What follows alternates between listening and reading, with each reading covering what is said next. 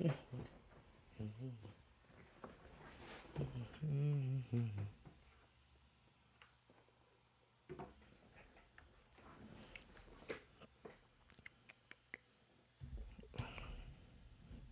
good, everybody? Give you guys a couple seconds to get in here. We're finally live back on the Monday again, man. Whew, it's been a while.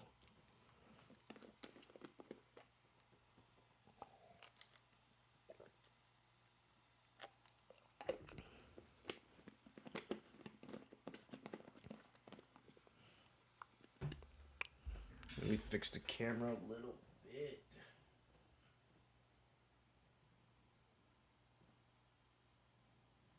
And now it's falling. Oh my gosh. There we go. That should be good. Yeah, there we go. That's perfect.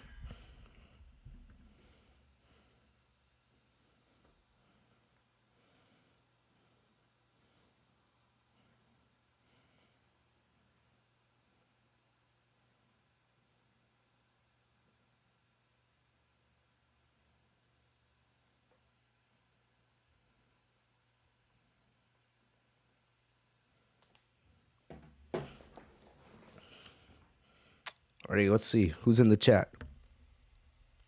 What up, Casey? All right, I see a good amount of you guys already in there, so let's not waste any time. Let's get started. Yo, what's going on, everybody? It is your boy Fitz TV here, aka G-Lauren33. I am back here today with another episode of the Legit Shoot podcast, here with your Monday Night Raw review and results for May 10th, 2021. Hopefully, as always, you guys are staying safe and healthy. I know things are starting to, open back up in the world slowly, right? More and more people are getting vaccinated. More states are, easing on restrictions, right? Some places have already fully taken down their mask mandates and all that other stuff.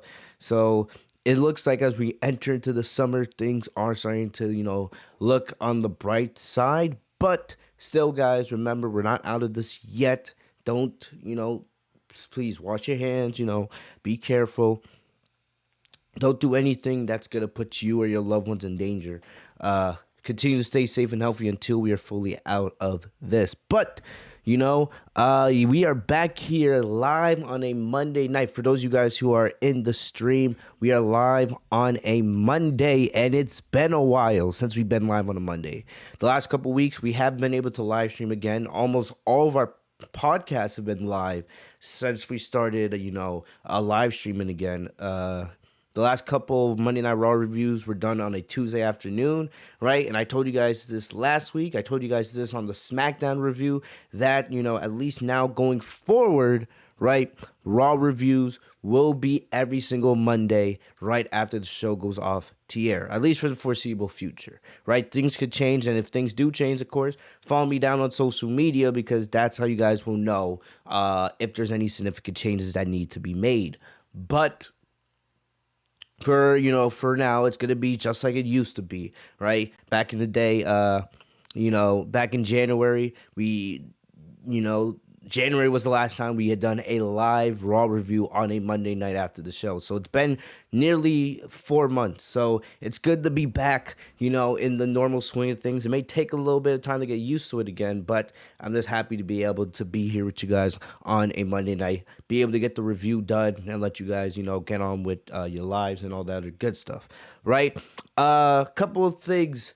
The big thing, if you guys did not check out the SmackDown review, go check it out. We were live on Sunday night talking about SmackDown. You guys showed a lot of love to that review, even though we decided to do it 2 days after SmackDown. And a lot of you guys told me that was a really good podcast. And to me personally, I hold myself to a pretty high standard. So I went back and listened to it, and I gotta agree. I'm not trying to, put myself out there. I know I'm one of the best in the IWC, but Friday nights, or the podcast for SmackDown from last Friday that we did on Sunday, it's a banger one. It's a really good one. We really went ham talking about, what's good about SmackDown, what's not, and as good as Roman Reigns is, right? We know that Roman Reigns, he's the number one thing probably in all of pro wrestling right now. As good as he is, right, there's a negative drawback that SmackDown is suffering from. Too much Roman is hurting the show. It's hurting the women's division. It's hurting the tag team division. It's hurting the mid card and the IC championship scene. It's hurting the tag team titles, and they need to fix that. They don't need to put 45 minutes of Roman Reigns and the Universal Championship focus on the show. They need to take at least 15, maybe even 20 minutes away from that and put that towards the other segments, the other championships, the other feuds. Because SmackDown's not just about Roman. For the show to succeed, it has to be everybody working together. So that's something we talked about. We talked about Bianca Belair and how she can be a good SmackDown Women's Champion and how they're taking steps towards that, but there's still a lot more that needs to be done. And we talked about all that and everything else on the SmackDown side of things. So here we are on the Raw side. And of course, Raw's not good. We know that. But going into the opening shoot, right? And let me look in the chat really quick. Just to see who we got in the chat, right? We got my bro Anthony. You sent me a text. Let me see. What did you text me? Oh my gosh, this guy, man. Yes, the big thing. We'll talk about we'll talk about it. We'll talk about that guy. All right. Oh, Paul, what up, bro? Yeah, you missed the best return of 2021, man. A even bigger return than Roman Reigns coming back at SummerSlam. A bigger return than The Rock in 2011. A bigger return than if CM Punk was to come back to WWE tomorrow. You missed the return, Paul, of the modern day Maharaja, Jinder fucking Mahal. All right. And we'll talk about Jinder. We'll talk about where is he going, man, because I don't know. I feel like Jinder's going to be back in the WWE Championship scene in a matter of months, because remember, last year, Jinder was supposed to get a big push, and then he got injured like 2 weeks later. So we'll talk about Jinder in just a sec. So my opening shoot tonight is pretty short. It's not going to be a long one unless I start rambling. All right. So the big thing, one thing I've always complaining about when it comes to WWE in general is that they have this massive talent pool. They have this massive talent pool full of talent, right? Raw, SmackDown, NXT, endless amounts of talent. They're AEW, TNA, New Japan, all these companies, even combining all the talent from those companies, it doesn't even measure up to WWE's talent pool. They have so much talent on each aspect of their roster, and about, let's say, 70 to 80% of those superstars are not used. They get rotted away, forced into catering, and, even though they're sitting there getting paid, we all know how talented they are, and they deserve to be on TV, especially with how much WWE programming we get every week. We get 3 hours of Raw, 2 hours of SmackDown, an hour of NXT, an hour of the Cruiserweight division, another hour of NXT UK, and then, sometimes if it's a pay-per-view week, that's another 3 hours. So all that, you're getting hours and hours over, at least at minimum each week, you're getting about 10 hours of wrestling, right? Just from WWE alone. And that's a lot to digest. There's a reason why I don't do NXT reviews, right? Because that's just too much. The only time I do an NXT review is if something massive happens, because it's just way too much wrestling to digest on a weekly basis, right? Anthony says opening shoot is going to be short like a Charlotte title reign. You're right, bro. So WWE has this massive talent pool that they're not using, and when you look at it in retrospect, there's so much talent that they have that's not being used. And then 1 year about, why do you think we get so mad when superstars like Samoa Joe and Chelsea Green get released? Because we know how valuable they are and how much they could be used. Samoa Joe should be a multi-time world champion by now. Chelsea Green, she should have faced Sasha Banks for the SmackDown Women's Championship during Sasha's reign, during her 6 months, right? Chelsea Green should have been one of the rising stars in the women's division. You know, we heard all that about her getting a gimmick change and all these other things, right? And they did nothing with her. Nothing. She came back from injury. They signed her to a new contract. And then 2 weeks later, she's gone. Never to be seen again. And it's frustrating because we know how valuable these superstars are, and WWE doesn't use them. So one thing that Monday Night Raw did tonight is, and they kind of did this a little bit last week, and it's not like I'm giving them credit because I don't trust WWE. They're not consistent, right? There was a lot, and I mean a lot of talent used on this show tonight, really. If you go back and look at the segment, you go back and look at every single segment. There was a lot of matches. There was a lot of segments on tonight's show. There was a lot of superstars used. There were still plenty of superstars that weren't used, like Ricochet or the Viking Raiders, right? Talent that should be on the show each week. But still, I'm noticing these last couple weeks that there is a little increase in talent. And I could come on here like I do every single week and rant and complain and talk about all this stuff when it comes to WWE, right? But I also have to be objective. I'm not doing my job as a podcaster, as a true analyzer of this show, if I'm not, looking at the things that I see as a viewer, as a consumer, as a fan. And I'm noticing that there are more talent being used. And that does make the show better. But Raw just isn't good and is not consistent enough for me to put faith in WWE that these superstars are going to be used, right? Angel Garza was on the show again tonight. Drew Gulak was also on the show again tonight, right? And there was a lot of other names. And you guys will see as we go through the show tonight, you guys will see, dang, there was a lot of talent. And that's the way it should be. You have 3 hours of Raw. 3 hours. In my opinion, 1 hour should be dedicated just to the women. Another hour should be dedicated to the tag teams and the mid-card division. And then another hour should be dedicated to your big feuds, right? Whatever's happening with the WWE Championship and whatever, other main event feuds. That's the way it should be. You have 3 hours, right? And then boom, you put in some, maybe 1 or 2 filler segments max. And then that's how you fill in 3 hours of Raw. It shouldn't be that difficult. You build around each division, each champion, and you use all the talent you have to make the show better. That's what they did during the Attitude Era. Everybody mattered. Even the jobbers, they mattered. And you think about it is, I don't trust WWE. I know they're not going to do the right thing. They're not. But, I'm hoping if somebody from the company was listening to this podcast, right? Or this somehow got to the ears of those in charge. Use the talent you have. Do not let them rot away. Don't. Because you have these superstars for a reason. They don't want to just sit in catering and just get paid, right? They want to perform. They want to wrestle. That's why they chose this profession and this career. So let them do their job and wrestle. It's that simple. It's not that difficult to understand. So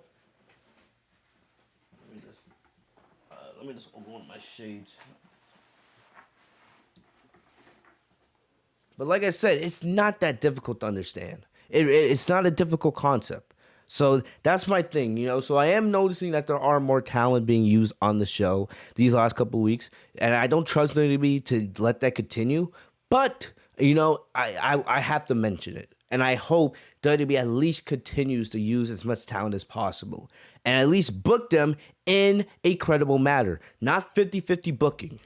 All right? Don't just put them on the show to have them win 1 week and lose the next week. No. Because then it makes all them being on the show pointless. Because then you're not building superstars.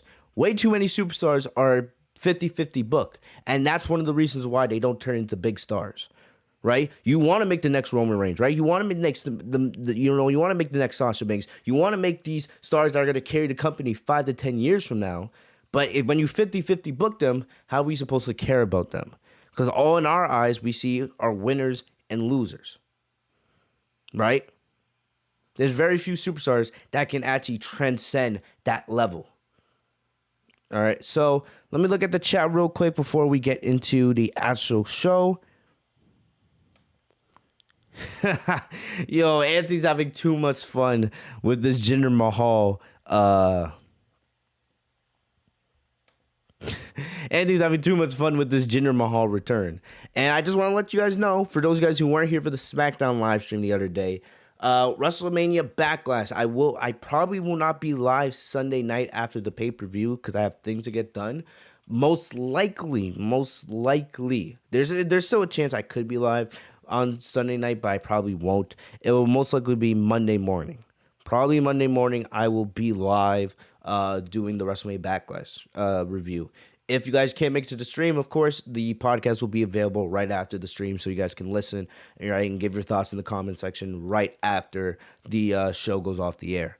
All right, but so like I said, Anthony, who you guys are seeing in the chat right now, my former co-host here on the Legit Shoot podcast, right? If Charlotte Flair wins the Raw Women's Championship this Sunday, like I'm convinced she will, Anthony will be returning to the Legit Shoot podcast for one night only in a special review. I would love to have my co-host back with me, right? But I don't want to see Charlotte win. So it's like a win or lose. So on one hand, if, Rhea Ripley or Asuka wins this Sunday, all right, I guess that's a win. Even though the way Rhea Ripley's booked on the main roster is awful, right? And Asuka, I love Asuka, man, but I wish she had more of that NXT mentality.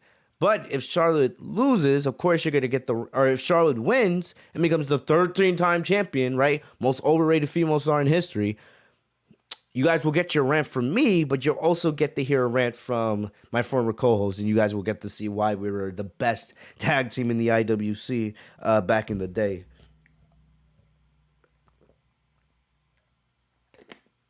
All right. Yo, get the hell out of here, man. Paul says the opportunity taking back her title. Are you kidding? Charlotte Flair versus Lacey Evans, man. Oh, how much better would that have been if we have gotten that match? That match would have easily transcended Sasha Banks and Bianca Belair. Would have easily transcended the greatest wrestling match ever with Edge and Roman Reigns, or not Edge and Roman Reigns, Edge and Randy Orton from Backlash last year, right? Am I correct? Jeez, man, get out of here. Jinder is the next Roman Reigns. Roman Reigns is the next Jinder Mahal. Oh, man. Hi. Oh, man. You're having too much fun with this. Yo, Paul, get the hell. You got to stop with this. So we got Anthony with the Jinder Mahal gimmick. We got Paul with the freaking Charlotte, the opportunity, the original influencer gimmick. Hi. You guys are something else tonight. But, so let's get into the actual show. Because, like I said, there was a lot that happened. And WrestleMania Backlash is this weekend, right? And honestly, there's a lot of matches on this show. They added like 2 or 3 matches tonight. And, I don't like big pay-per-view cards. I don't. Why do you think we complain so much about WrestleMania the last couple years? And that's the reason why we want WrestleMania to remain 2 nights. Because 14 matches on a card is just too much, and especially when there's no crowd, you're in the Thunderdome. Even though WWE's been able to do a decent job with the Thunderdome atmosphere, I'm not talking about the shows, but just the atmosphere of the Thunderdome, the environment, right? It still is the Thunderdome. You still don't have live fans yet.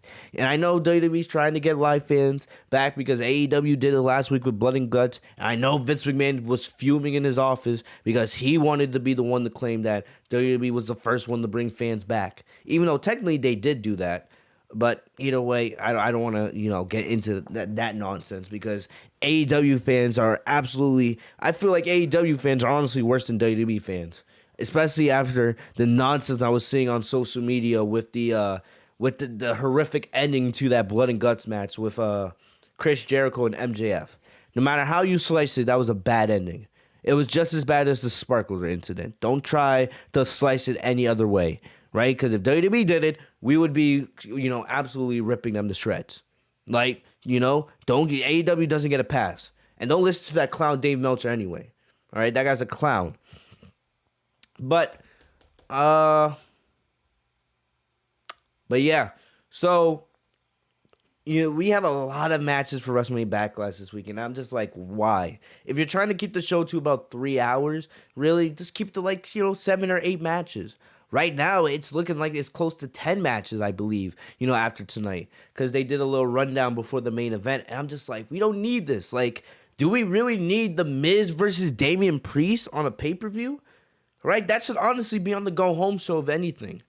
There's a lot of unnecessary matches on this card. Let me see if I can actually find the card just before we get into Raw. This is the one thing I like about doing live reviews. I can be more laid back and be myself more. When you're doing a pre-recorded podcast, it's like it's not live. It's like you're trying to keep yourself a little more tuned. Let me see. So right now we got Lashley versus McIntyre and Strowman, WWE Championship. We have Bianca and Bayley. We have Ripley versus Asuka versus Charlotte. We have the Dirty Dogs versus Mysterios.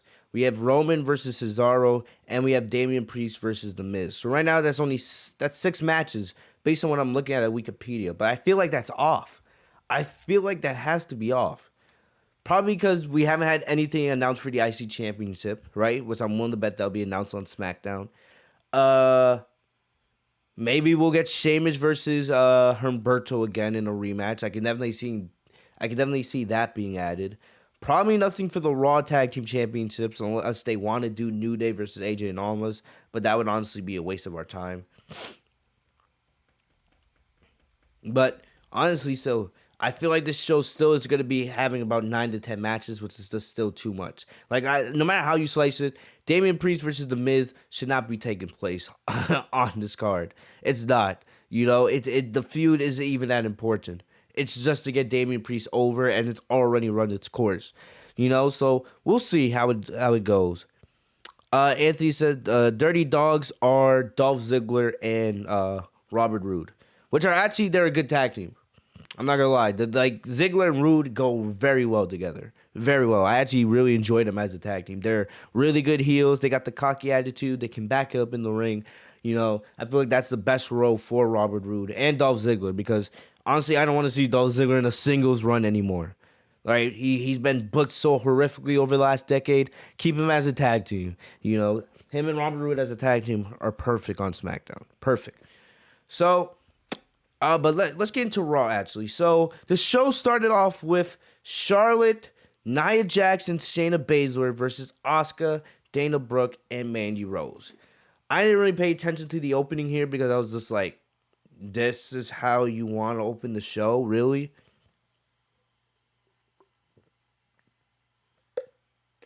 I understand, you don't want, folks on the WWE Championship to open the show. I get it. You should be trying each and every single week, start the show with something different. Right? Because one of the things I'm most complaining about, as good as Roman Reigns is, why does he have to start SmackDown every single week?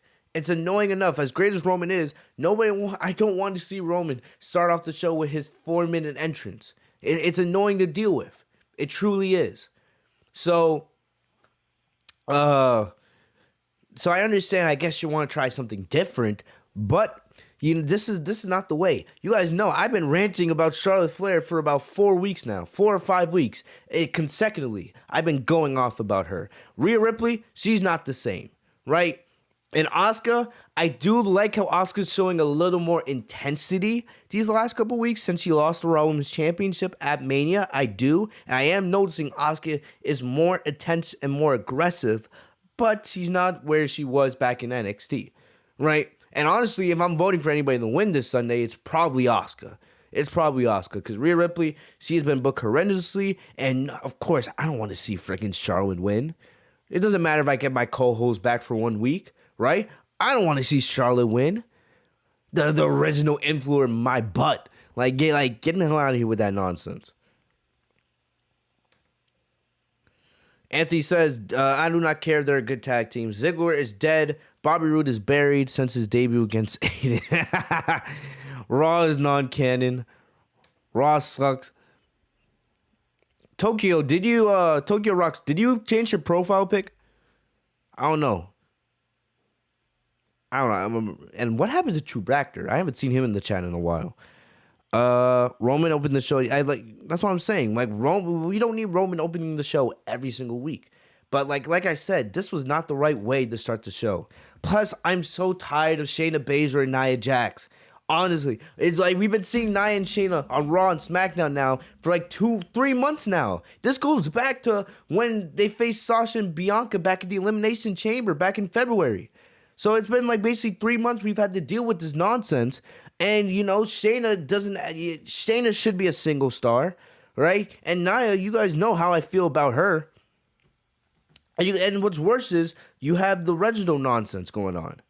And like just like no. So basically, we come back from commercial break. Charlotte was keeping Mandy Rose grounded with a head scissor. Baszler came in and continued the focus on beating down Mandy. So then Baszler tried to make a tag, but acted like her foot was stuck to the mat. Asuka came in and took advantage and hit a Shining Wizard for the win. Right after that, Charlotte hit Asuka with a big boot, to get some heel heat. The big key here was Alexa Bliss. So Alexa Bliss was on the set of the Thunderdome, right? She brought Alexa's Playground to the set of the Thunderdome. She was in her swing set with Lily next to her. And, they're continuing to sing that Alexa has her eye on somebody. I'm not sure if Alexa is still a babyface or a heel, right? But I will say this. I know, not everybody, agrees with me on this. I actually like Alexa's character. I feel like this fits her well. My problem is she's never been that great in the ring. So I don't know. I've always tried to, stay open to the fact, that hopefully maybe one day Alexa could show me something, but she's never really done that outside of like maybe the match with Sasha Banks, right? And maybe like 2 other matches, but like she's never been that special. Like someone in the chat name me outside of SummerSlam 2017, or was it 2018? No, SummerSlam 2017. Try to name me Alexa's best match. Because the first thing I think of when I think of Alexa Bliss in the ring is that horrific WrestleMania 34 match with Nia Jax for the Raw Women's Championship. One of the worst women's matches I've ever seen in the history of WrestleMania. Horrific match, right? Like if you think that was a good match, you need to get your eyes checked, honestly. So I'm like, I'm trying to give Alexa a chance because I like the character, but I know how important having the wrestling ability is to back it up, to make you look like a star. So I'm just like, where is it? Where is it? So I don't know who Alexa specifically has her eye on, right? She was looking at Charlotte, but she never name dropped Charlotte or anything. Because remember, Charlotte had just taken out Asuka with the big boot. So we don't know if they're planting seeds potentially for an Alexa and Charlotte feud, or an Alexa and Asuka feud, or maybe Alexa versus Rhea Ripley. We don't know. We'll just have to wait and see. But at least we didn't have to get another Alexa promo backstage. Even though I've enjoyed Alexa's promos for the most part these last couple of weeks, it's time to get the ball rolling with this. Where are we going with Alexa here, right? Like, let's actually start, building some momentum here. And hopefully she can actually show us something in the ring. We don't know. Remember, Bray Wyatt's dead. Like, he has not appeared. He's only appeared once since WrestleMania. Once. And he had that Firefly Funhouse thing talk about how it's a new era, things are going to change, all this other stuff, and we haven't seen him. So, like I said, I don't know. I've totally given up on The Fiend because WWE hasn't done anything with The Fiend. If, Bray Wyatt does come back, let's just hope he comes back with something new. Honestly, because The Fiend is dead. It's dead.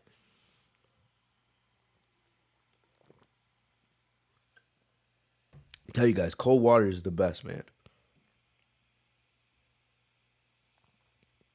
All right, anyway, all right, so let's get into what happened next. So we got a couple backstage segments. Because the thing about it is, when I get my notes from WWE Bleacher Report, right?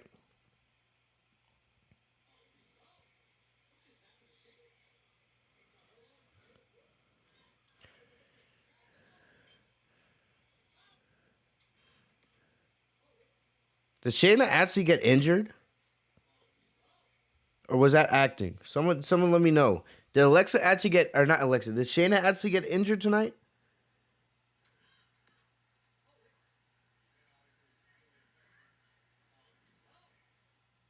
I don't know. I'm looking. Someone just sent me the clip. 'Cause I didn't watch the ending of the match.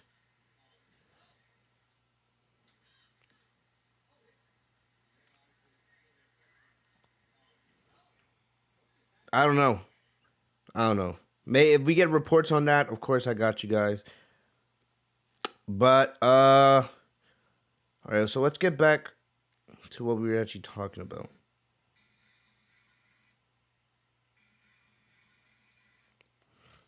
So like after the women's match, there was a really funny segment with the New Day, Riddle, and Orton, which set up for their tag team match later on, which was announced, where they were going to be facing AJ, Almas, Elias, and Riker, and they were talking about tomatoes.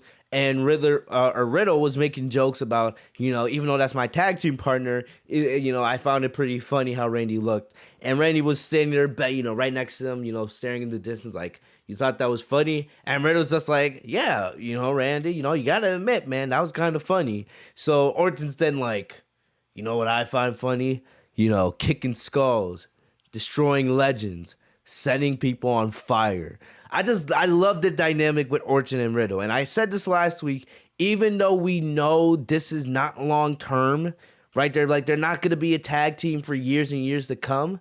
Let's just enjoy the storyline for what it is. Because eventually, Randy Orton's most likely going to turn on Riddle. Now, it's not going to happen now, right? But, this could keep going for a couple months. Who knows?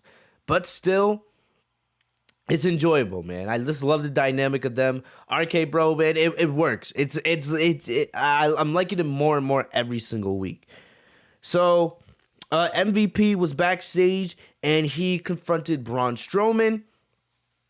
And basically, it was the same thing MVP did with Drew McIntyre last week. Remember last week we got Lashley versus Bobby Lashley in the main event. This week it was Lashley versus Drew McIntyre.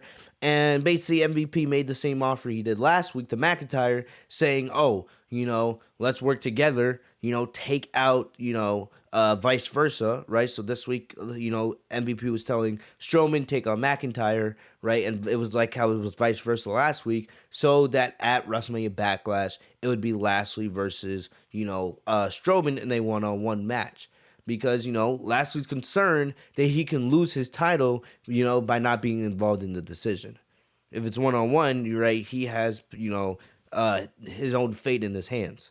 And remember, I do like how they keep bringing up the United States Championship, because that is how Lashley lost the United States Championship, right? So, only thing that matters to me is Lashley retains. I don't care how it happens. As long as Lashley retains and we eventually get the Lashley and Lesnar dream match we've all been wanting for years now, that's all that matters. That's it. That's all. That's my only request. I don't even really care about this match at all, right? And I do want to mention really quickly, I don't know if you guys saw this, but Drew McIntyre had an interview, right? What was the reports that Texas Dream was backstage? Texas Teen Dream? Get out.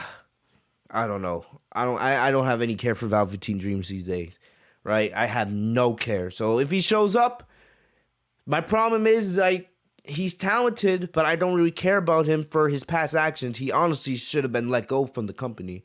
Samoa Joe and Chelsea Green got released, but you still have someone like Velveteen Dream still signed? Come on. And plus, like, that's another talented guy that you have to push now. And there's already so much talent. There's just a massive surplus of talent on Raw. It's just like, that's another name. And like how much do we have to deal with that? Like, ugh. Oh, Anthony, I didn't see what you said. You said everyone claiming to not like this character. Let me see what you said. Everyone claiming to not like the goddess, but like this character. It's not a myth. The reason for that is because she's not. Anthony, man, you might be speaking facts. But even remember when Alexa was the goddess, she barely wrestled then. Remember, she would just be doing a moment of bliss most of the time. Like Alexa didn't even wrestle that much as the goddess either. I always knew the truth about Alexa's in-ring skills. You know, I always said Alexa's biggest strength was probably her mic ability. She was never that talented in the ring. That's why I tried to give her hope, because I think Alexa has potential, right? The main reason why you guys know I didn't like Alexa back in the day is she was shoved down our throats. Her and Charlotte. It was Charlotte on SmackDown, Alexa on Raw. Remember that Survivor Series match? Ugh. And then when Ronda came in, they gave us Ronda versus Alexa at 2 pay-per-views in a row. And then they gave us Ronda and Charlotte at Survivor Series when Becky had her nose broken. Like, back in the day, man, when Sasha and Bayley were not being used on Raw and feuding with Absolution and the Riot Squad, that's when it was bad. That was horrific. And, you know, Asuka wasn't being used on SmackDown. It was Charlotte on SmackDown, Alexa on Raw, and it was dreadful. Dreadful to watch the women's division. But yeah.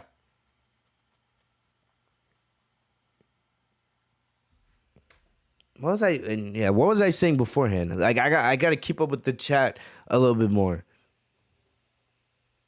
Oh yeah, I was gonna say Drew McIntyre. But my point about Drew McIntyre is, with Drew, there was a report that came out earlier in the day. Drew McIntyre compared himself to Batman. And I actually kind of like the comparison he made. Drew is one of the top baby faces in the company. And he said the main reason why he didn't win at WrestleMania, because we all thought, we were all nervous that as much as I love Drew McIntyre, it's Bobby Lashley's time. And we all thought that they were going to have McIntyre win because not only is he one of the top baby faces in the company, but, you know, it would make up for the WrestleMania victory he didn't get to have the year before because of COVID and no fans, you know, when he beat Brock in the Performance Center. So I was like, ugh, you know, but Drew said, you know, I'm like Batman. My character is not meant to be this guy who runs through everybody. He's a guy who's always struggling, no matter how good he is. You know, so I kind of like the comparison. So let me know what you guys think of the chat about Drew, you know, comparing himself to Batman. I feel like it's a pretty good comparison. He can't be Superman. That's kind of like Roman. Roman's more like the Superman who runs through everybody. But Drew is like Batman. It's kind of, and now that I think of it, now, you know, I think back to the Survivor Series of last year, where we got Drew versus Roman at Survivor Series, and what was an amazing match, one of the best pay-per-view matches of that entire year, if you ask me. Probably the best match each Drew and Roman had in that calendar year. And that was a year where we saw Drew versus Seth, Drew versus Bobby Lashley, right? Drew versus AJ Styles. Drew had a great year. And Roman coming back with his matches with Jey Uso and Kevin Owens and all that good stuff. That was their, I would say for both men, that was their best match. So now that I think about it, the comparison between Drew being, you know, Batman and like Roman being Superman, I kind of see it there. So I appreciate Drew being a little honest here with his character, man. And so I just wanted to mention that really quick. Paul says, Batman wouldn't job to Braun Strowman on Raw. So what's Braun Strowman? What? What should we call Braun Strowman now? What was it? What? He's not Darkseid. What? Do we do what? Steppenwolf? You guys want to call him Steppenwolf from the Justice League Snyder Cut or something? I don't know.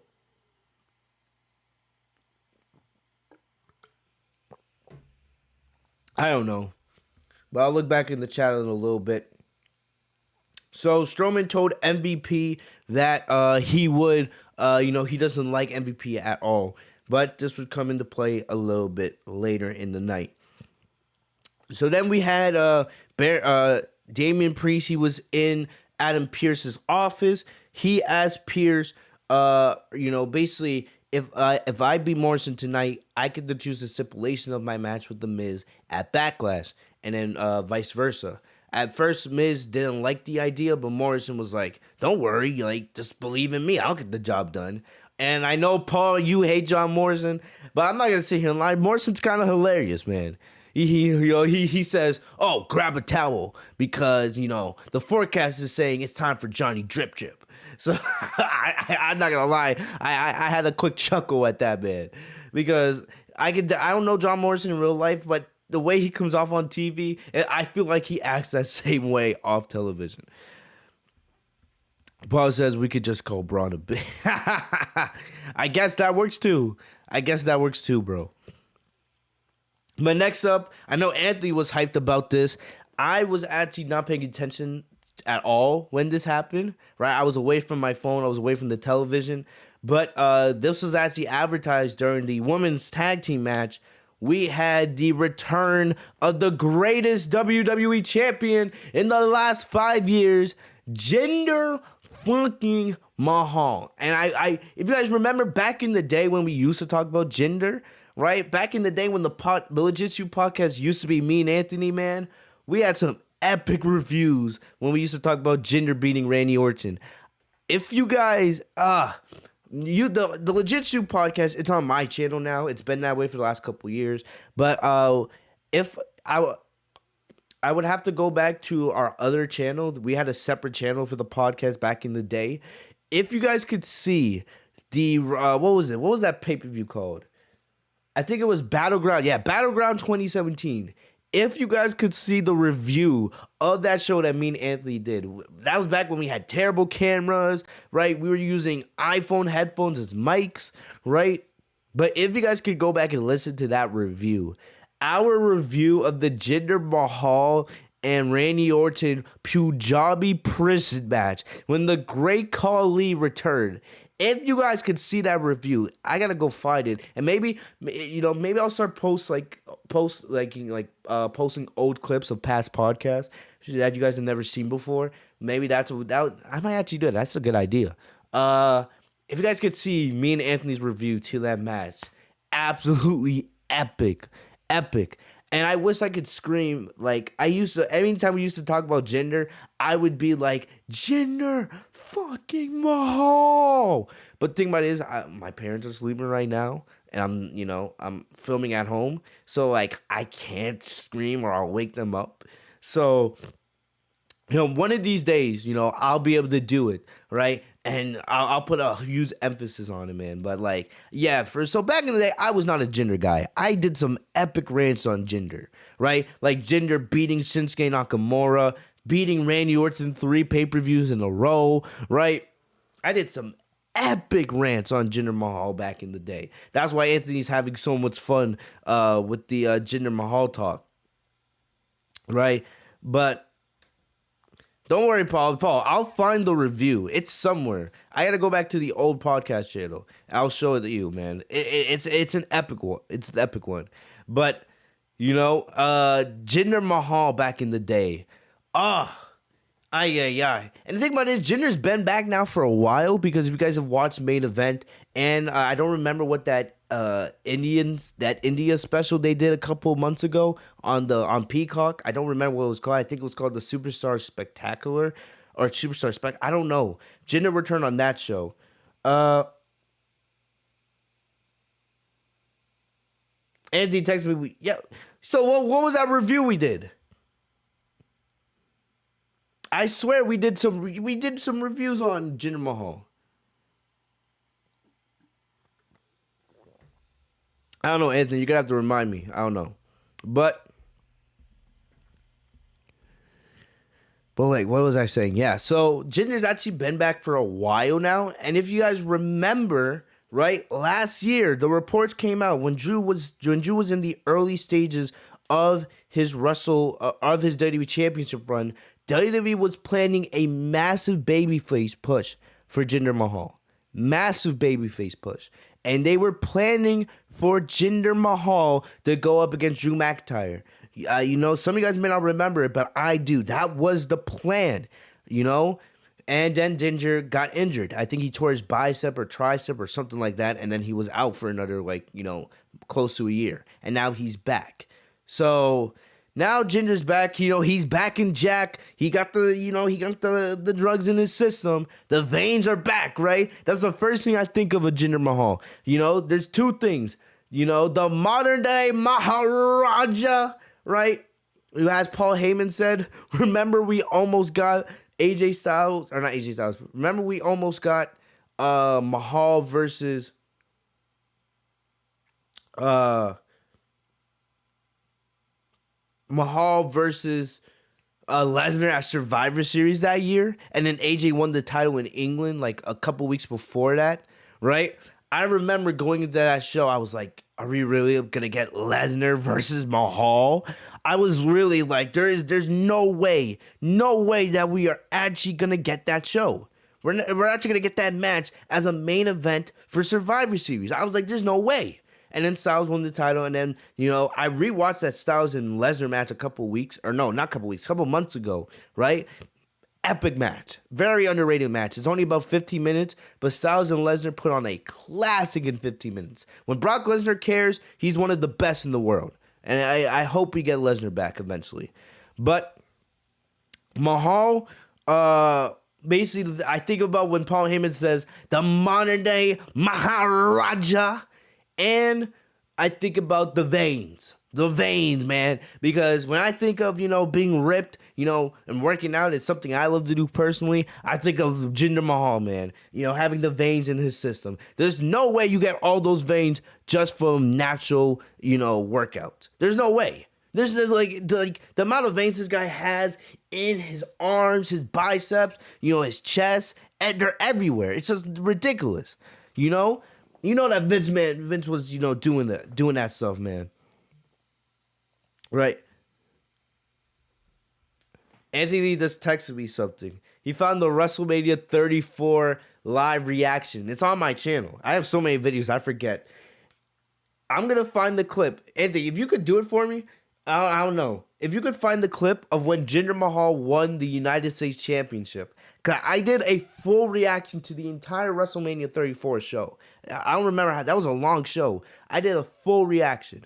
If you guys can find the clip of my reaction to Jinder when I think he pinned Randy Orton. When he won the United States Championship. Oh, epic. Epic, man. But, so the whole thing here with Jinder, right? And the veins and everything. So Jinder cuts a promo, right? He cuts a promo and he's talking about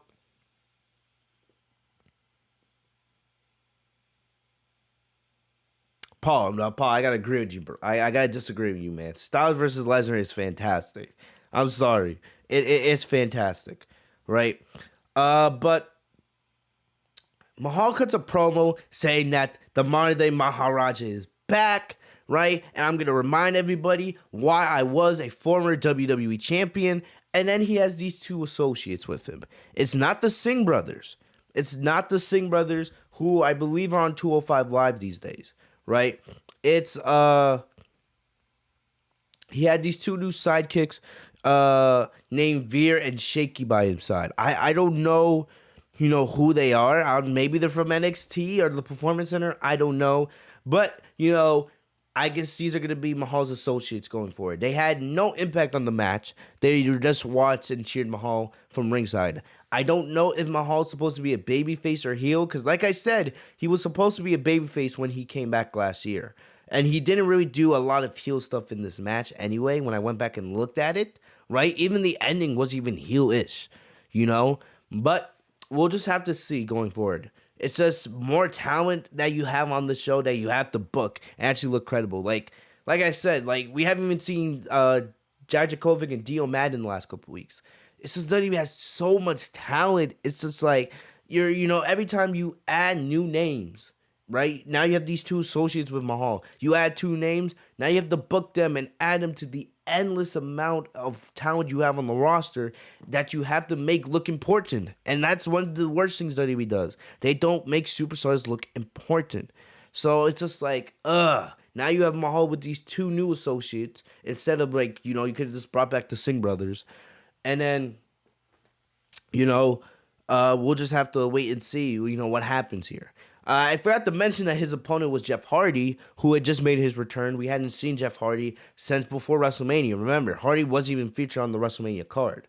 And not that I really cared, because Hardy's had his WrestleMania moments in the past, and I am not really a fan of Jeff Hardy.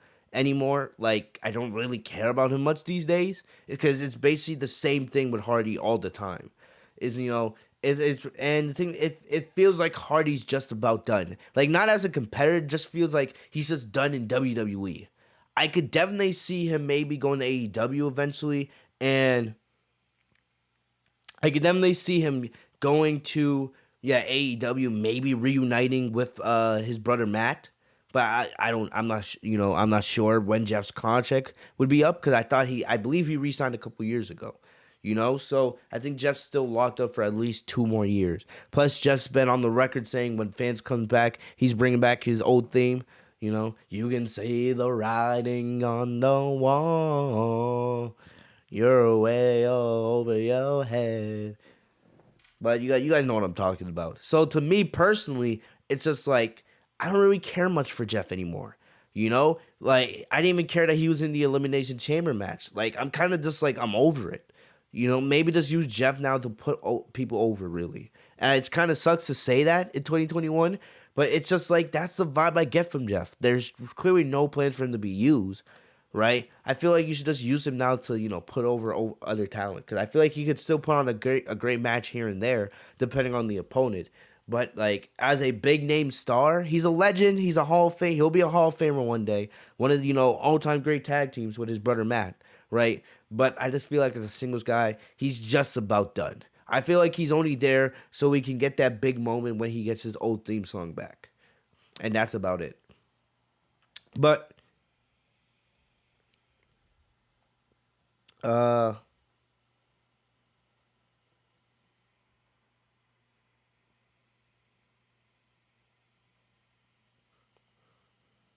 so 53-30. So okay. So Anthony said Anthony gave me the Anthony gave me the exact time stamp of when Jinder won the United States Championship. So we're gonna do this live right here on the channel. Right now we're gonna do this. Oh, I see you guys are debating Styles and Lesnar. You guys have fun with that. You guys have fun with that. Because, like I said, Styles and Lesnar. Yo, Paul, do me a favor. I don't know if we'll do it tonight after the review. Maybe tonight. But, sometime, if we don't do it tonight, sometime this week, we will go back and rewatch that match. And we'll rewatch that match in our Discord server.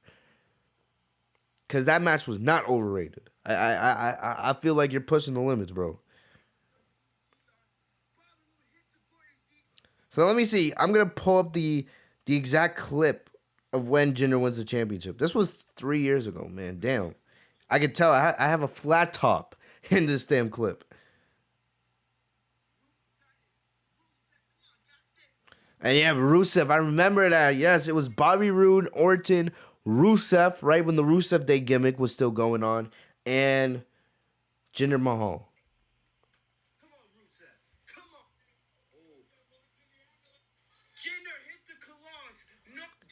Yo, this is hilarious. No. Jinder going for the claws. No. Jinder hit the claws. No. Are you?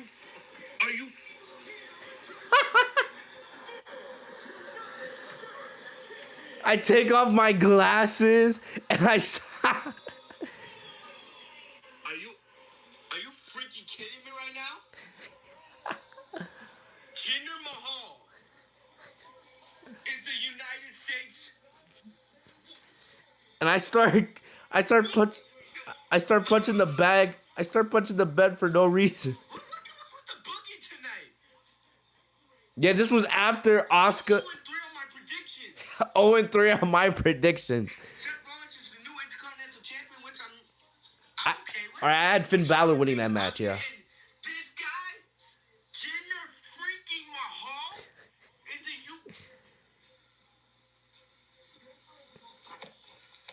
I'll show you guys the screen real quick. Randy Orton was RKOing everybody in sight. Randy Orton hit like 3 or 4 RKOs in a row. Are you kidding me right now? You hear my sister in the background. Jinder Mahal is the new United.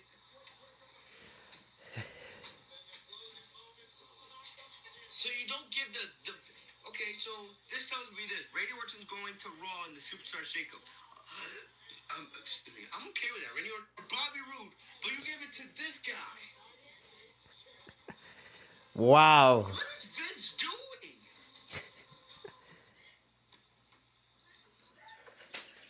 So we have two new champions. Okay. Wow. That was 3 years ago. That's crazy. 3 years ago, man. My WrestleMania predictions that year were horrific. I had Finn Balor beating The Miz and Seth Rollins, and Rollins won that match, which is whatever, right? But I thought Balor was gonna come out with the demon gimmick and then win the match, but he didn't. He came up with like some Balor Club Forever, right? Promoting equality and all that stuff.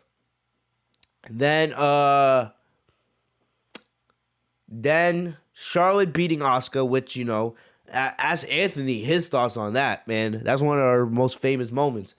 When Anthony went, I remember on the WrestleMania 34 review, Anthony goes on the air and he's talking about Vince McMahon needing to kill himself. Vince McMahon needs to die.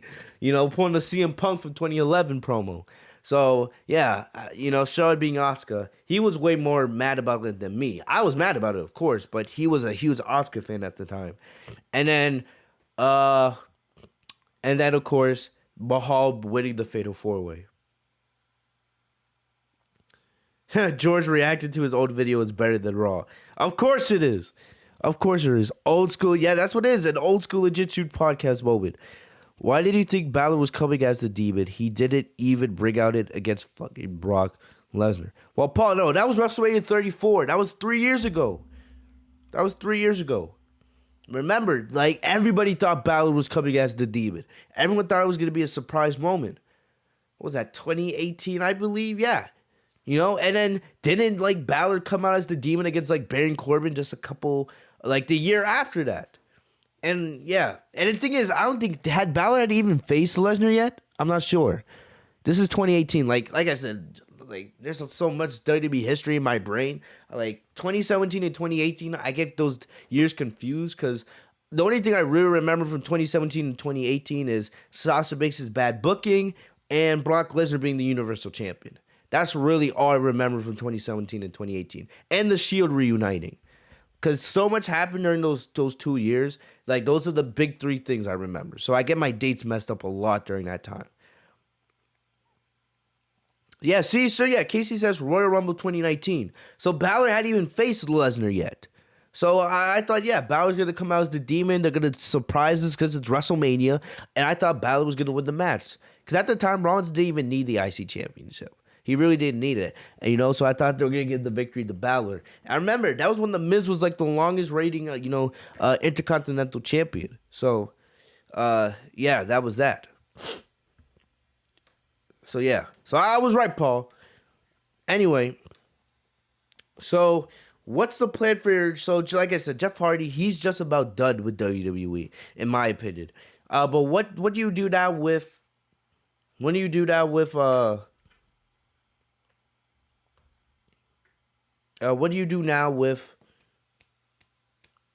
Jinder? I don't know. My prediction is, this is my prediction, Jinder's probably going to be given a big push. He's probably going to beat a lot of superstars over the next couple weeks, right? I can see him beating Mansoor, probably beating Humberto once he's done feuding with Sheamus. They might have him face Ricochet, right? I can definitely see Jinder beating a lot of, mid-carders, and then maybe Jinder getting put into the main event scene.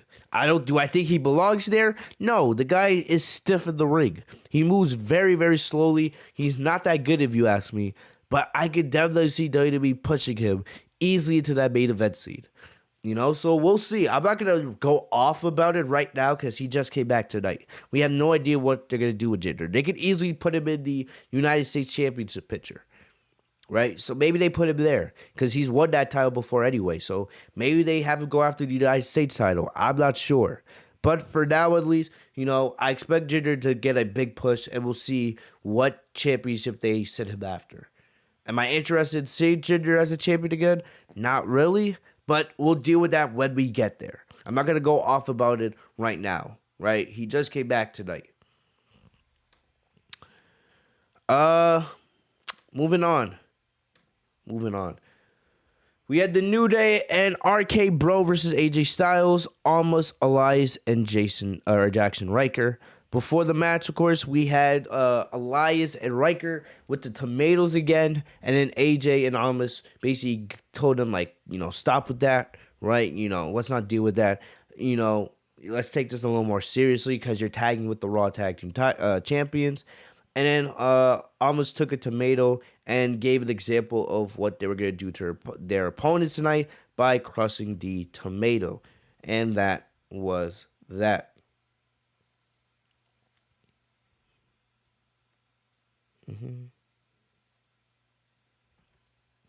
So then we get the actual match, right? The match was whatever. It was a, 8-man tag. It's like these matches are honestly whatever. They don't mean much. Like I said, what made this entertaining is I like the New Day, of course. And, of course, Randy Orton and Matt Riddle are amazing right now. I'm loving the concept of RK Bro. So, Almost came in and cleaned house. Like I said this last week, Almost, he has to develop more of a moveset. He can't do the same thing over and over again. He has to develop a moveset. He moves like Jinder almost, right? He's very, very slow with his movements in the ring. It's like he has to think and process what he wants to do with each move, and then he executes, right? So I'm just thinking from that standpoint, Almost has to get better at, because eventually when him and Styles are not teaming together, it's just Almost is not going to survive on his own. He's not. Because he's too slow in the ring and he's too generic with his moveset. Like, how much longer do you think people are going to get used to this? I feel like the reason why they're also doing it is because they're in the Thunderdome. There's no crowd there, because I feel like, honestly, he's going to get to the point, if Almost doesn't, evolve in the ring, people are just going to snooze when they see him, especially if this was at, like, live events with an actual crowd. So, after Almost cleaned the ring, he was distracted by the New Day, right, who were messing around with AJ Styles outside. This allowed Orton to hit Elias with an RKO because Elias was the legal man, and that was that. Afterwards, as they were celebrating, Orton hit Woods and Kingston with RKOs, right? This was probably because, Orton's the Viper. He can strike on anybody at any time. Plus, Orton, saw how they're kind of making jokes about the tomatoes earlier backstage. So this was kind of a receipt for that, right? You can never trust Randy. And I love that Riddle goes up to Orton's like, man, I'm not going to have any friends anymore if you keep doing this, man. So, like, Riddle's, like, there with that comedic relief. Like, that was absolutely hilarious. I was dying. Riddle's like, man, I'm not going to have no more friends because of you, man. Like, he wasn't even mad at Randy. He was, like, all chill about it. He's like, Randy, man, I know me and you were cool, but I want to have some, other buddies backstage as well, man. You're ruining this. Like, calm down. And Orton doesn't say anything, and he just walks away. So, I'm loving what they're doing with RK Bro right now. Clearly, eventually, this is probably going to lead to Orton and Elias, or not Orton and Elias, Orton and Riddle challenging AJ and Almost for the tag titles. That could be I would probably say Money in the Bank. AJ and Almost, they don't have a match right now for, WrestleMania Backlash, and honestly, they shouldn't because they just beat the New Day, last week. All right, and I don't see the New Day getting the titles back right now.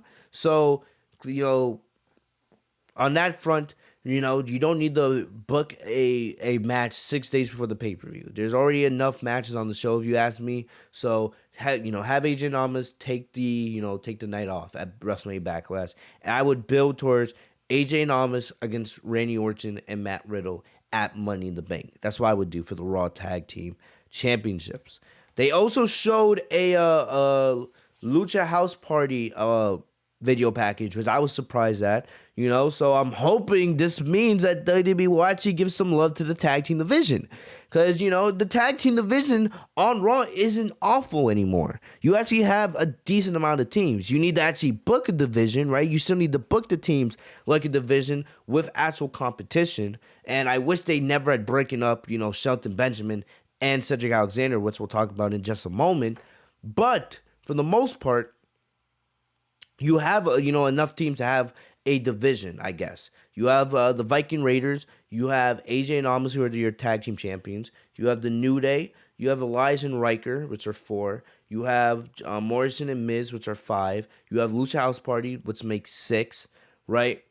I feel like I'm forgetting one more team, but 6 teams isn't terrible. I would still add maybe about one more, maybe 2 to have a really, to have a natural division. I think I forgot Orton and Riddle, which would make 7. So you actually have 7 teams, And I wish, like I said, I wish you hadn't broken up Shelton and Cedric Alexander. Never should have been broken up.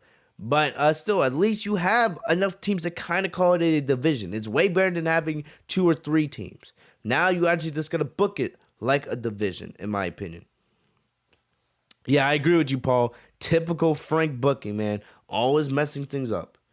So, for the most part, no massive, no massive complaint here, right?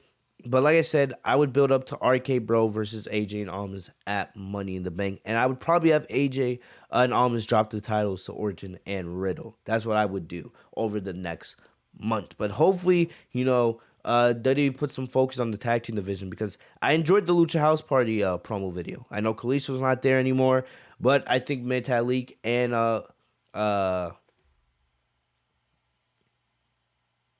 the other guy. I'm forgetting the other guy. The one that with the good English. I forget his name, but I think it's Dorado. I don't know. But either way, hopefully they get some some shine in the tag team division as well, because they're not bad. They're a pretty good tag team themselves. So you're gonna have a decent, mix of, some small teams, some short teams, right? Some weird teams like AJ and Almas and Orton and Riddle. And let's see, hopefully they can actually make this into some sort of division. Hopefully they can. Not that I trust WWE, but hopefully they can do something with this here. So next up we had Sheamus. We had Sheamus versus Humberto Carrillo. Let me just make sure.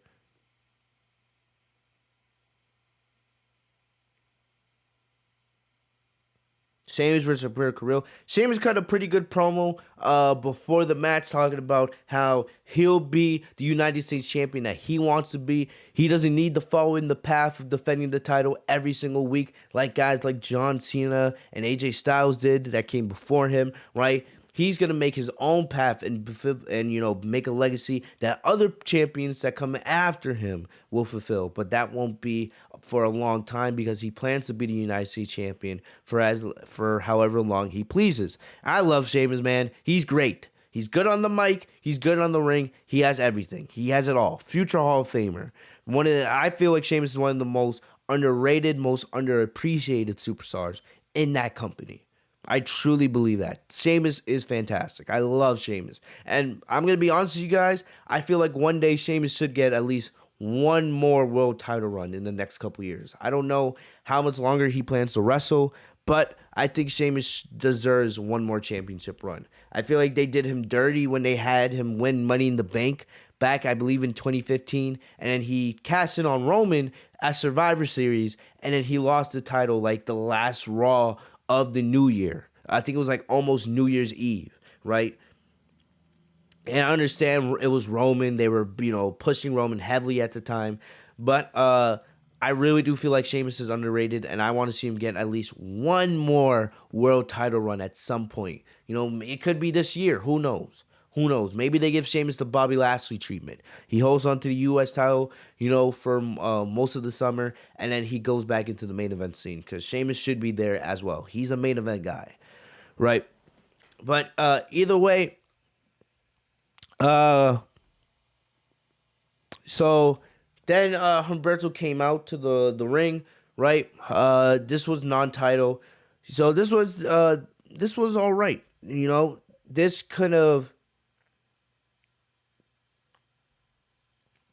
could have gone a lot longer, but the big thing happened near the end here. I'm not going to really talk about the match.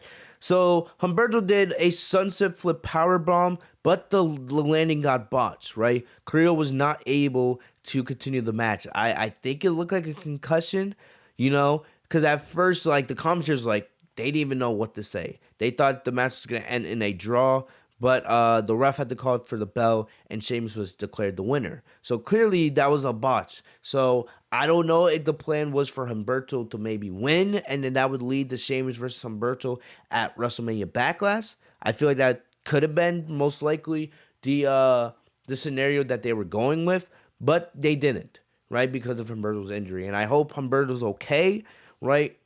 And hopefully he's not, out for a long time, because, like I said, Humberto, he hasn't been used on WWE TV, and it would kind of suck, to see he's in this decent feud right now with Sheamus, and I feel like a great match with Sheamus and Humberto is just waiting to happen, and it could have been at WrestleMania Backlash, right? But now that he is injured, hopefully this doesn't derail his push, because WWE needs superstars like Humberto. I don't want to see him just go back to catering and not be used. I was enjoying this little mini program they were doing with him and Sheamus. So hopefully Humberto's okay and he's not out too long. But yeah, maybe if he is out for a little bit, they'll have Mansoor fill his spot until he's ready to come back. But we'll see. We'll see what happens to Humberto here. Yes, Humberto Casey. Yes, I don't want to make too much of a joke just because Humberto did get injured. But I do see what you mean. So the Warriors beat the Jazz. I got that notification.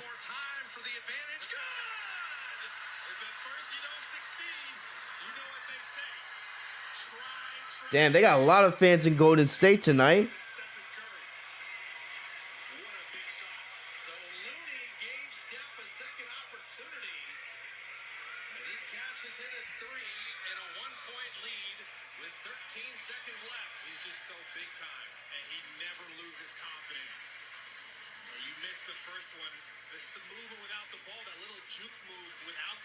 Yeah, they got a good amount of fans there in Golden State tonight.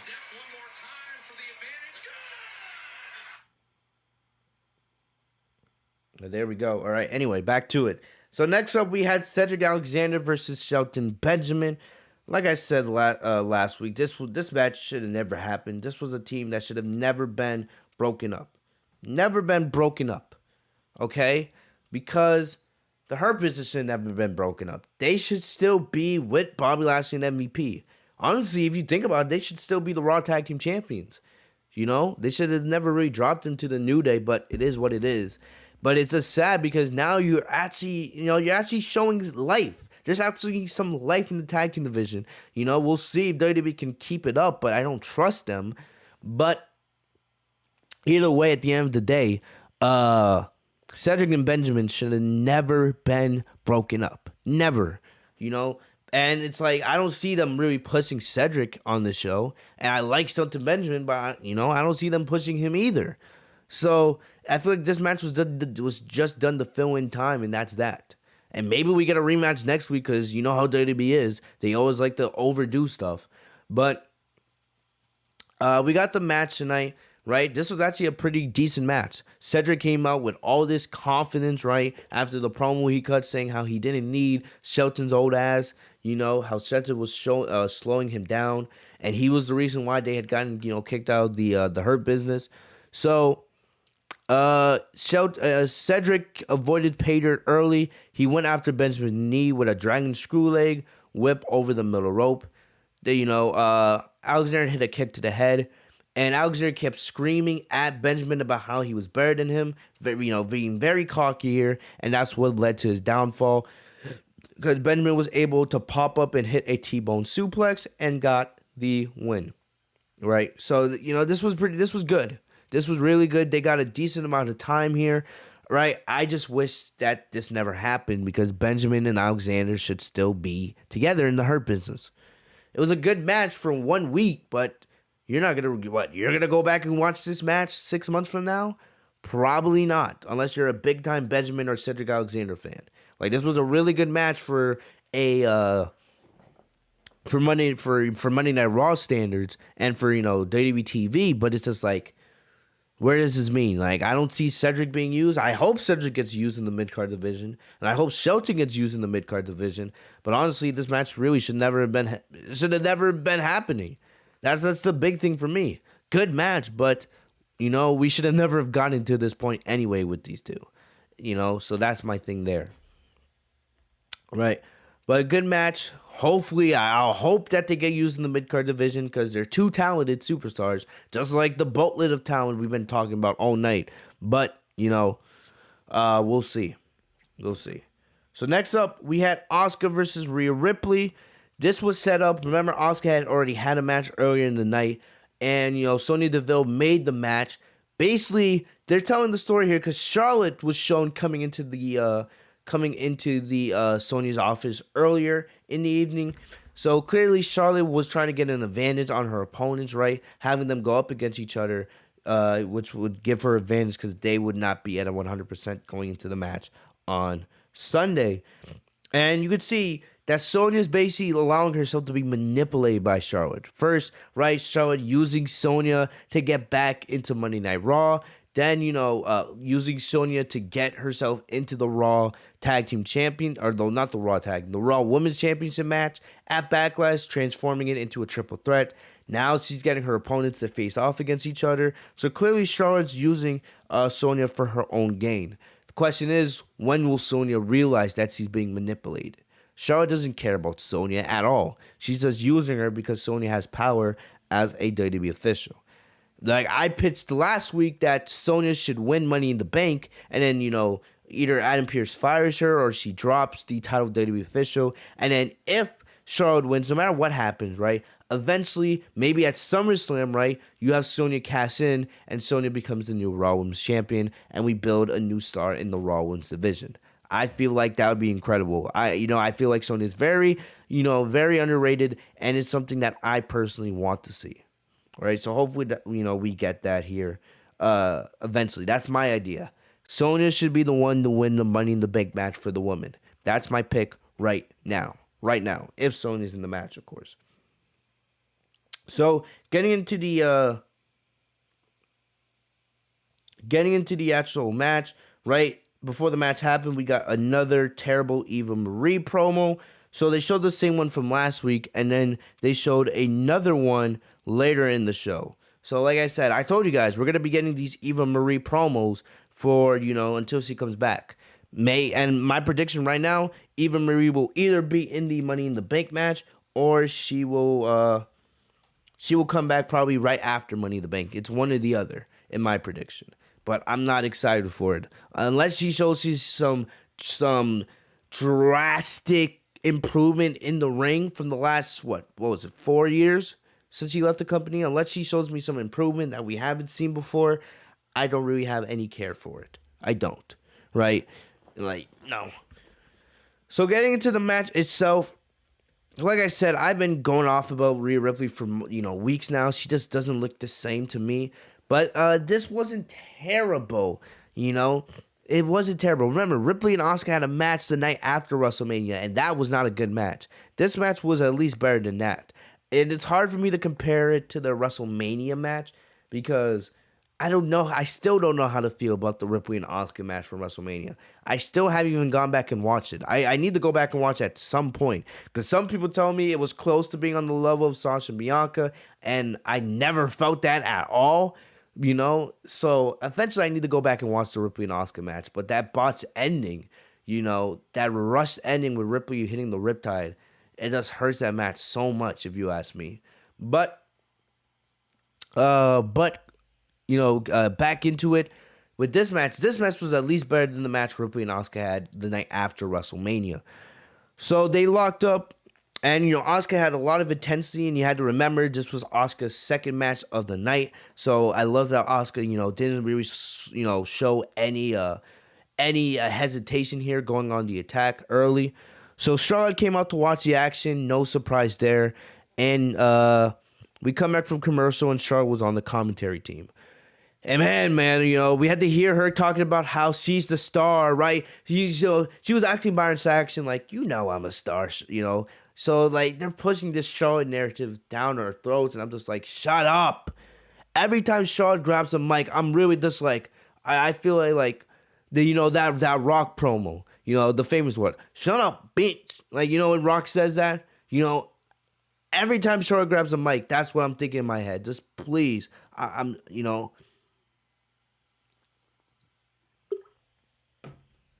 I'm just like, stop wasting our time. Stop. Every time Charlotte grabs the mic, talking about how she's the original influencer, how she's the opportunity. The second I see Charlotte having that kind of merch, I'm going to lose my mind. Trust me, I'm going to lose my mind. I guess Dream heard it was bring your kid to work day and he couldn't resist. Golly.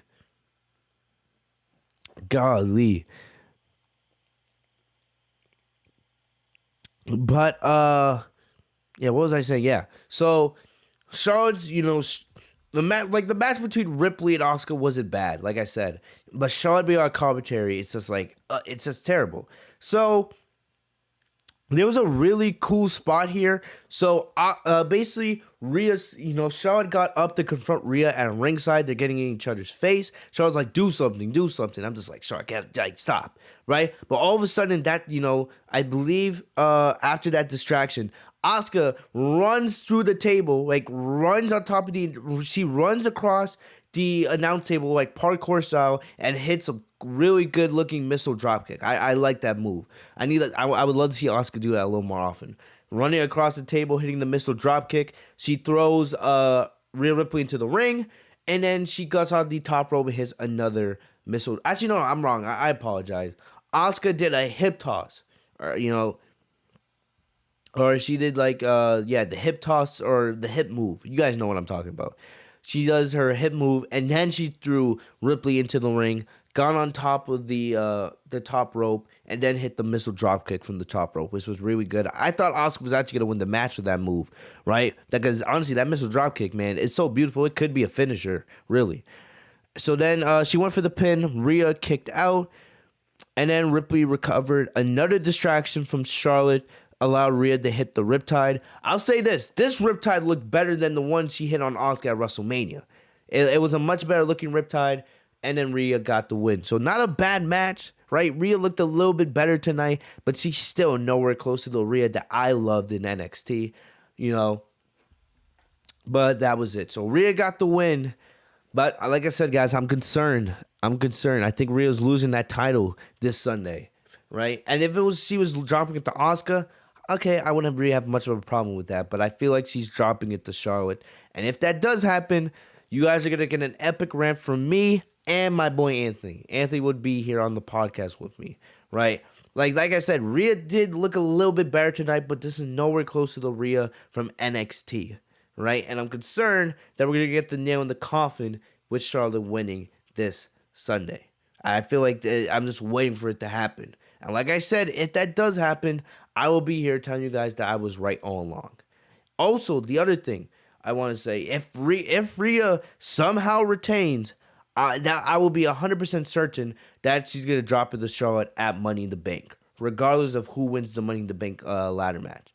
I am convinced of that because I'm willing to bet if Charlotte doesn't win that title this Sunday, they're going to, or even if she does, they'll probably do a Charlotte and Rhea Ripley one-on-one match at Money in the Bank. I really think like that's the direction that's going on. And I hope Charlotte wins. I pray. I do not want to hear none of this opportunity crap, original influencer nonsense. Nothing.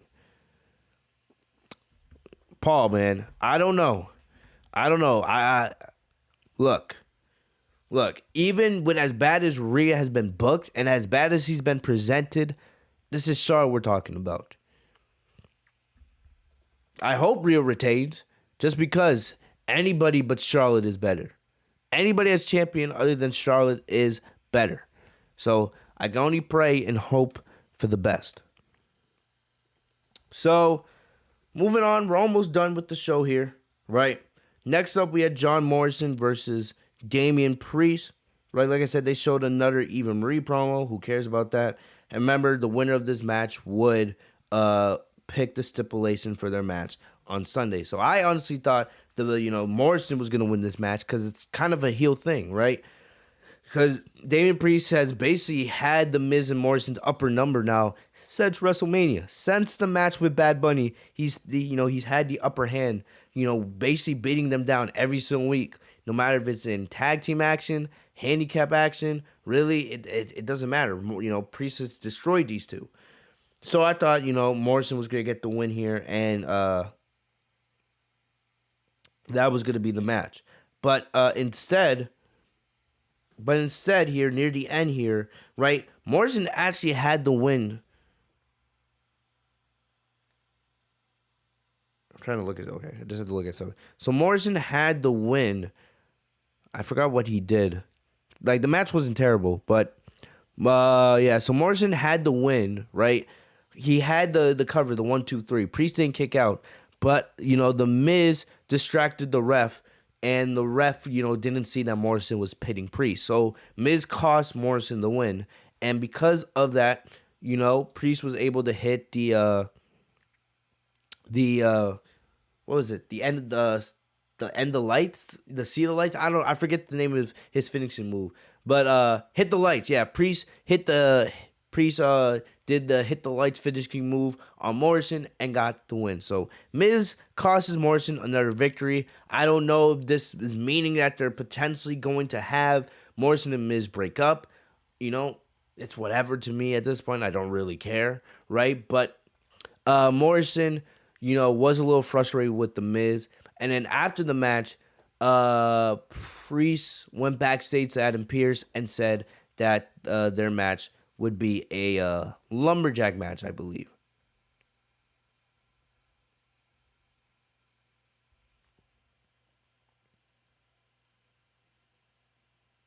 Let me just look. I just want to make sure. I had that right? It was a lumberjack match. That was the match they announced for this Sunday. Paul says, well, when you're the opportunity like Charlotte Flair, championship wins come easy. Yeah, when you're the opportunity and you're overrated, because of your father's name. Get out of here with that nonsense. Oh, yeah, so it is a lumberjack match, so I was correct. Right? And here's the thing. I'm not interested in this match to begin with. To be honest, this match should not even be taking place on a pay-per-view card. This is probably your snack break. This is probably your snack break, well, your restroom break as well. All right? And another thing, why are we doing a lumberjack match again? Didn't we just see the Miz in a lumberjack match when he lost the WWE Championship to Bobby Lashley like 2 months ago? What are we doing here? A lumberjack match is not going to make the match any better. Like, it's just going to be the Miz running from Damien Priest most of the match, just like he did against Bobby Lashley. I don't really have any care for it. Unless you're planning something where the Miz wins, because of something that happens with the Lumberjacks. But to be honest with you guys, this feud needs to end. This feud needs to end. Like I said, I keep saying it. You should be building up to Damien Priest versus Sheamus for the United States Championship. And I'm thinking kind of SummerSlam, but that's still kind of a long ways away. But that's the match you should be building up towards. Priest versus Sheamus. And it's time to end this feud. This feud's been going on since Priest got called up to the main roster. Moving on to something else. This feud has ran its course. So hopefully Priest will win this Sunday and they end it. Right? But I wouldn't be surprised if they had the Miz win just to drag out a little bit further. But honestly, I hope this is the end this Sunday because I've honestly had enough of it. And I also forgot to mention, after the match, Miz tried to attack Priest from behind and hit the skull-crushing finale, but Priest was able to counter, and then Miz, was able to escape up the ramp, but he left Morrison, who was already, down from the match he had just had with Priest. Priest hit a second, hit the lights to put the emphasis on the end of this segment. So last but not least, we had Bobby Lashley versus Drew McIntyre in our main event. WWE always does this, right? You get a match on pay-per-view, and then a couple weeks later, they decide to give it to you again on Monday Night Raw. They do this all the time, right? And like I said, we saw Lashley versus Strowman last week, so they gave us this match this week. Have the Lashley showcase his dominance against both his singles opponents this Sunday at WrestleMania Backlash. So, the whole thing is, right before the match, Strowman actually walked up to Lashley backstage. We didn't see any dialogue, but it was hinting at that maybe Strowman was considering taking MVP's deal about taking out McIntyre so that the match would just be Strowman and Lashley one-on-one at Backlash. But for the most part, Strowman didn't show up for most of the match. So basically, Lashley went for the Hurt Lock right away. He was unable to get it in because of McIntyre's strength. Lashley showed off his own strength by keeping a headlock applied. And McIntyre took a lot out of McIntyre to eventually break it. So we come back from break. Lashley was doing his best to beat, McIntyre down and keep him down. So then McIntyre sent a charging Lesnar into the corner to even the playing field. They traded punches as they got to their feet. McIntyre hit a spine buster for a 2 count as MVP was losing his mind at ringside, trying to warn Lashley. So then Strowman did eventually come out. And this is stupid. So McIntyre, I hate what WWE does this because they make their baby faces look so retarded. Honestly. So McIntyre hits a Claymore on Lashley, right? Lashley's down. Strowman's music hits, but Strowman doesn't come out for like 30 seconds after that. So during this time, McIntyre is so concerned about Strowman coming after him, he could be pinning Lashley. He could be pinning Lashley to build momentum for this Sunday. Lashley should not be getting pinned, in my opinion. He's the WWE champion, but still, for a storyline focus, right? How dumb does McIntyre look for not pinning? You could still pin somebody while looking out for Strowman to potentially attack him. He could have just pinned Lashley and looked up the ramp. But, instead, he completely forgets about Lashley after Claymoring him, right? Looking like a clown, looking for Strowman, while Lashley, his opponent, is down in the ring. The WWE champion, mind you. So then eventually, Strowman comes from behind. He attacks McIntyre. He hits McIntyre with a running power slam. We get a DQ, no finish. So then Lashley gets up on his feet. He tries to give a handshake and a fist bump. He actually hugs Strowman. He hugs Strowman like, thank you, right? Thank you for listening. Now we can have our one-on-one match at WrestleMania Backlash. Of course, Strowman doesn't hug him back. He then hits Lashley with a running power slam. And then to put the emphasis on it, he hits a second running power slam by hitting a running power slam through the barricade on the outside of the ring, next to where the Thunderdome screams are. I would have saved that spot for Sunday. It was a good looking spot because McIntyre, Strowman ran into that barricade full force. So I would not be surprised if Lashley feels it in his back tomorrow morning, right? But I would have saved that spot for Sunday with the match at Backlash. Me personally, I would have given that away tonight on freaking Raw. And then afterwards, he hits one more power slam on McIntyre to put an emphasis. And basically, that's WWE telling you that Strowman's not winning the WWE Championship this Sunday. If they made Strowman look that strong, right? Hitting power slam, multiple power slams on both Lashley and McIntyre, especially the one where he hit it through the barricade, that's them telling you that this is going to come down to Lashley and McIntyre. I'm confident at the end of the day that Lashley's going to win because, like I said, we should be getting Lashley versus Lesnar. Lashley should not be losing that title anytime soon. Not until we get that dream match at SummerSlam. And still, I believe Lashley should probably hold on to the title after that. Because in my scenario, I would have somebody, I don't know who yet.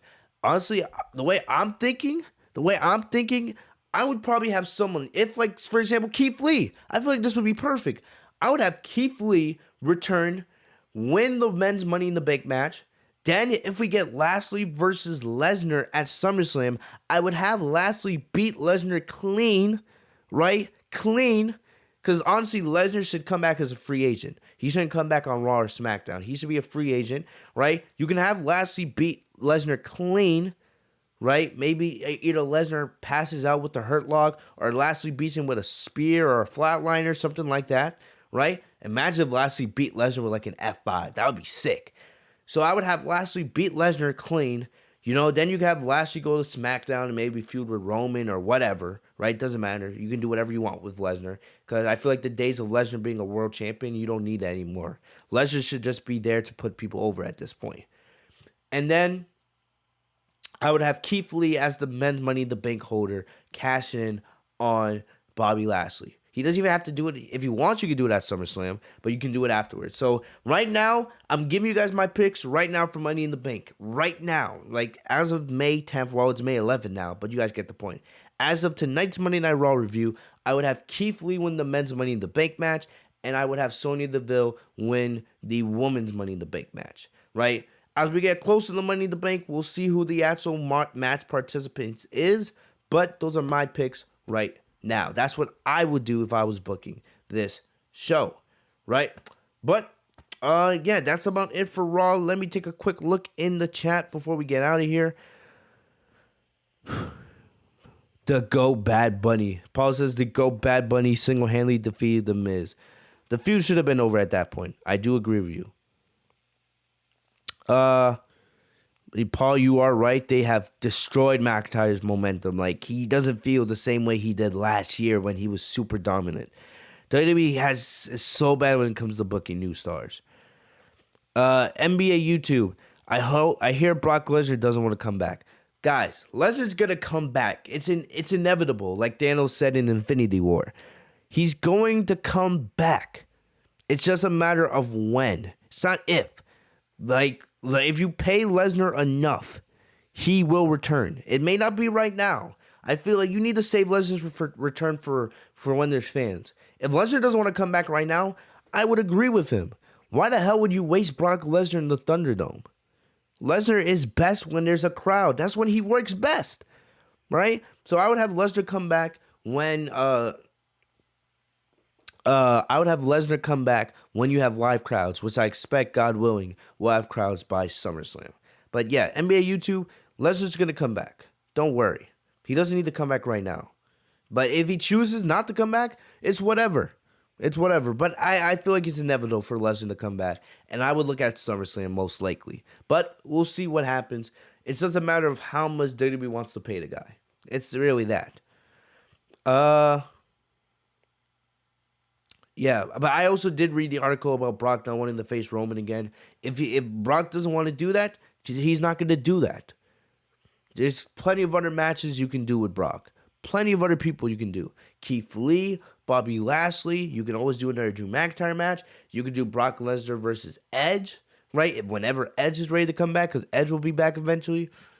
There's a lot you could do with Brock Lesnar now. You don't have to have him face Roman.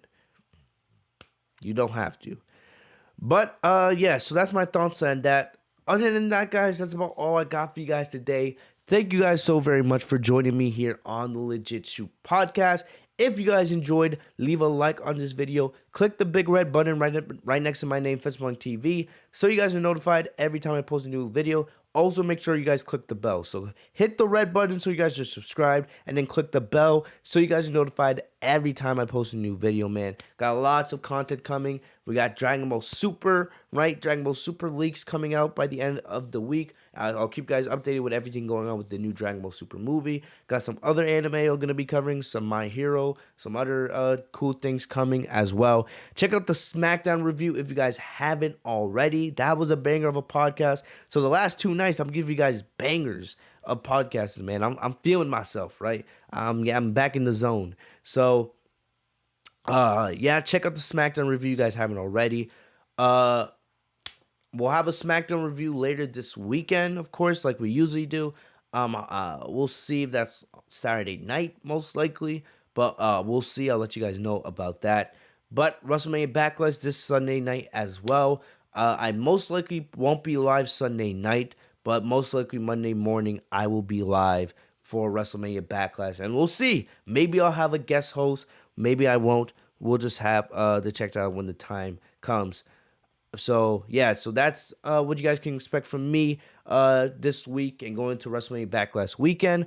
Make sure you guys follow me down on social media. The links are in the description down below. We can talk wrestling, anime, all that good stuff. Until then, you guys stay safe and healthy, y'all. I'll see y'all later. Peace.